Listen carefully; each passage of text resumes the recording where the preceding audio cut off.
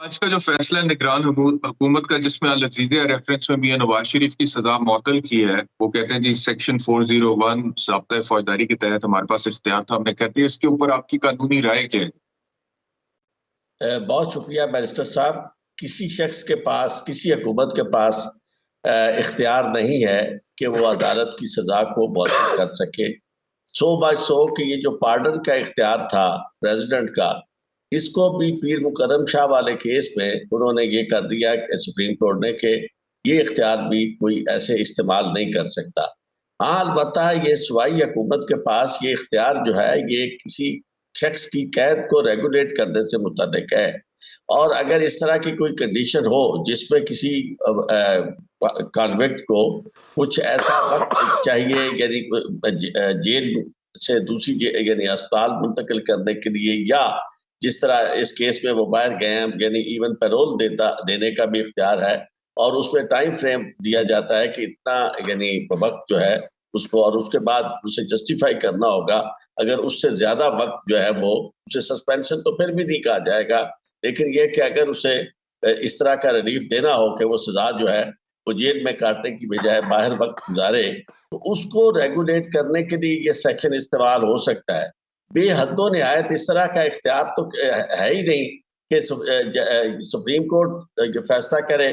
اور یا high court سزا دے، اور اس کے بعد یا 100/100 کے سیشن کورٹ یا اس کیس میں نیب کورٹ جو تھی وہ اختیار استعمال اپنا کرتے ہوئے سزا دیتی ہے، اور وہ سزا جو ہے وہ ہوم سیکرٹری یا گورنمنٹ آف پنجاب جو ہے وہ اس سزا کو معطل کر دے. یہ بات بالکل درست فرمائی پہلے اعتزاز احسن صاحب نے کہ جو کیئر ٹیکر ہے اس کے پاس تو اختیارات اس طرح کے ہیں نہیں کہ وہ معاملات میں اس حد تک جا سکے. وہ تو ڈے ٹو ڈے ایشوز جو ہیں ان کو سارٹ آؤٹ کرنے کے لیے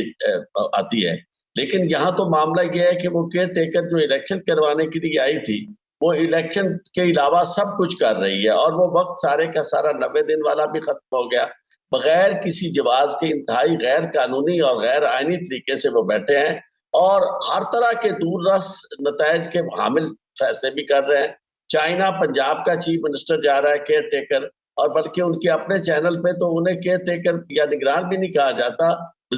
وزیر اعلیٰ کہا جاتا ہے. تو اس سے زیادہ بدقسمتی کیا ہو سکتی ہے؟ اب یہ میں سمجھتا ہوں کہ یہ جو کہتے ہیں نا کہ ننگیاں تریاں اٹھتے تتیے ریتے ہس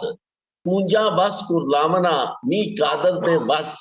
یہ لوگوں کے صبر کا امتحان لیا جا رہا ہے. اور جو مقتدر قوتیں ہیں وہ بتا رہی ہیں کہ بھئی ہم سب کچھ کر سکتے ہیں، ہمارے نزدیک آئین کی قانون کی کوئی حیثیت نہیں ہے. اگر ہم چاہیں تو ایک کانویکٹ کو شاہی پروٹوکول دیں اور اسے اسٹیٹ گیسٹ ہاؤس دے